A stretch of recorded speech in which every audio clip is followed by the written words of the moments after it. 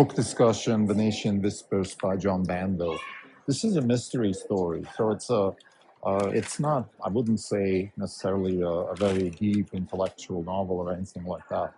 However, the language that Banville's using is very floral, very skilled language. So I would say from that perspective, it is a little bit more than just an airport mystery novel or something like that.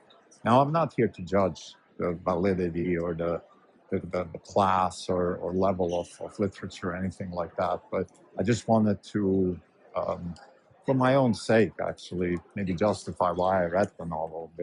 It's a mystery novel, so in that sense, it's skillfully done, I have to say.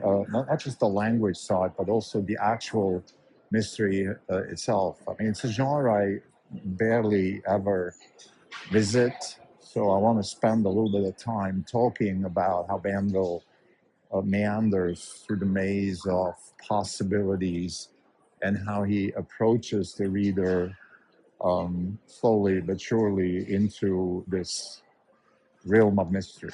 So that's definitely something I want to say. I think there's also one of the characters in the novel is Venice itself, and it's like this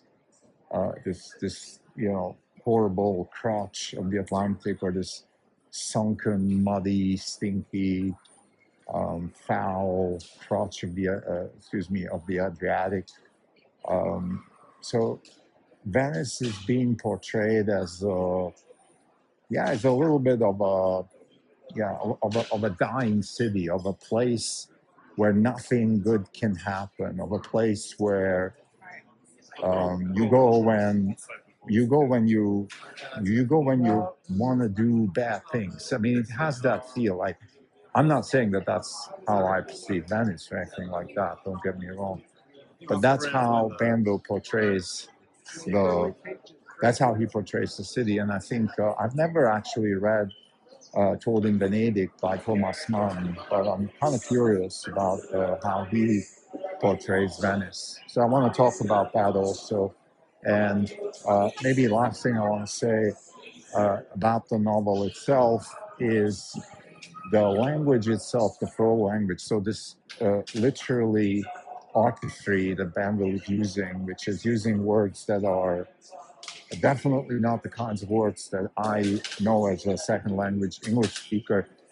But that's one way to discuss it. But I would say there's also this situation of, maybe I shouldn't say situation, but there's a question of the validity of that kind of approach. So you can use these words that are the English language has a plethora of words that are a lot more detailed than what we English as a second language speakers actually use. And I think Banville's skill and value is to bring that to fruit. And I think we actually go through that when when I go to a place like London and I open the London Times, I realize how different actually the language is. So I think that's and for English as a place to as a science platform for literature and culture and the value of language, I think it's worth to cherish that kind of depth of verbal depth. That is something that particularly the English language suffers because so many people speak it as a second language. A lot of people actually sometimes maybe believe that there isn't actually this plethora of verbal descriptions that are way beyond what we know. So that's kind of the that's the story here. You might have noticed, for general listeners, I usually talk a little bit about the intellectual takeaways from the book, about the inspiration, and in this case, there isn't that much. There isn't that much intellectual inspiration other than this what I just spoke about, which is the actual question of what a mystery looks like, and having a city like Venice as a character. So this is akin to Code in Venedig by Thomas Mann, or let's say Breaking Bad, which is a TV show that also has a character, which is in this case New Mexico and Albuquerque. And when a place actually becomes a character, I think that's very interesting. So let's start talking about this actually. So first thing I want to discuss is so the city of Venice as a character. So Banville goes out of his way to make it, to describe and bring a personality of into the city of Venice. So Venice gets personified as a trickster that is thinking, as a former grandiose aristocrat, almost like a British aristocrat. The story is sort of at the end of the 19th century, so this is at the height of the British Empire and the beginning of the decline of the British Empire. And Venice is this same symbol. Venice has that same symbolic power that the let's say also Victor Hugo talks about a lot, which is this decline of grandness, decline of a former personality, or that's that's a very interesting take on a city. I think Venice is a perfect place to give personalities to city. You can give personalities to cities. Like Paris has a personality. It's the city of lights, the city of love, the city of beauty. It's also the city of deception. It's the city of death. French Revolution, the guillotine. London has a personality. New York has a personality of aggression, of of um, of, of ambition, of a little bit of deception, probably similar to Venice. Actually, I would say London actually is in line, like Venice, to become a has-been city that will, in the next decades, probably have the same fate like Venice, and become a much talked about place where the past is grand, but the present isn't. So again, this Banville is very skilled at creating personalities, and I think he actually goes way out of his way to create the biggest personality in the in the novel, and that is the city of Venice. So I think that is remarkable, and that brings me to the question of, okay, what does it actually mean to create a personality? Like what are the techniques, the literary techniques that people use when they create personalities? And I think it's working with the senses, working with emotions. What is the smell? What is the feeling I have when I go through the city? And this sinking, muddy, uh, infectious feeling. The narrator in this novel is even infected by probably mosquitoes. And for anybody who's been to Venice, actually, you can definitely feel for that. Like it's a muddy place. It's a swamp that has been turned into a city. It's a beautiful city, though. So the beauty of Venice contrasts with its stinking muddiness, and that is something that you don't hear that often. That's something that you don't hear that often talked about Venice. Venice is always portrayed as it's the city of beauty, it's the city of art, it's the city of the Renaissance. But it is also the city of illness, of disease, of deception. Casanova, is one example. But and in this particular novel, that is, of course, one of the big stories is deception, marital deception comes at a big. It comes along pretty far in this novel.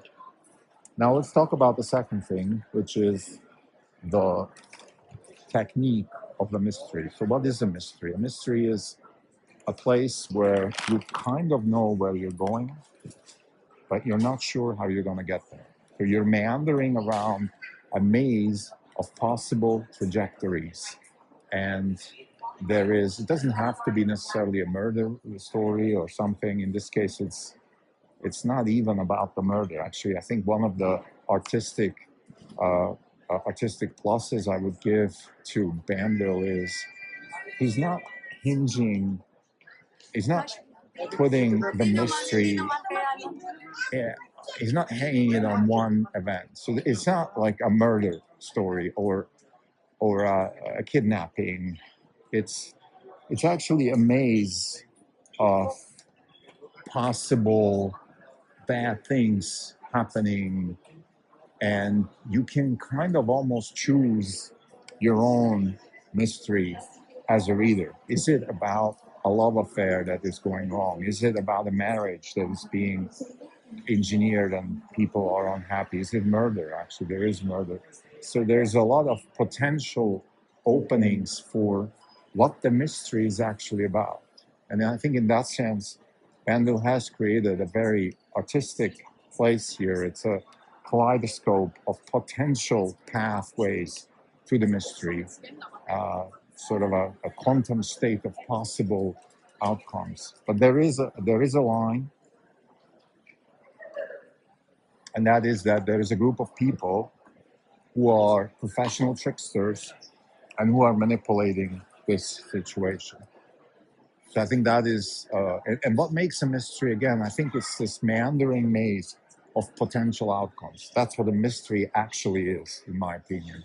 And therefore also, um, from a technique perspective, like uh, you have these potential outcomes, but you also have, yes, you have something bad happening. We cannot have a mystery about maybe, I don't know, a success story or somebody built a company or an entrepreneur, solves a problem or something like that. I think that would not be a good mystery. I think a mystery probably requires something bad happening, and in this case, a lot of bad things are happening. Now, the last thing I want to say is about the the language. So Banville is very floral in his language. So he reminds me a bit of Scott Fitzgerald. So it's much more than that. There's a very strong verbal commitment here. Like the words are very precise, and the words are also very floral. So you get this impressionist picture of a situation with lots and lots of nuances. Like he doesn't say it's a sinking, stinking, torrid hole or something. He uses specific words that I don't even know, words I've never heard before.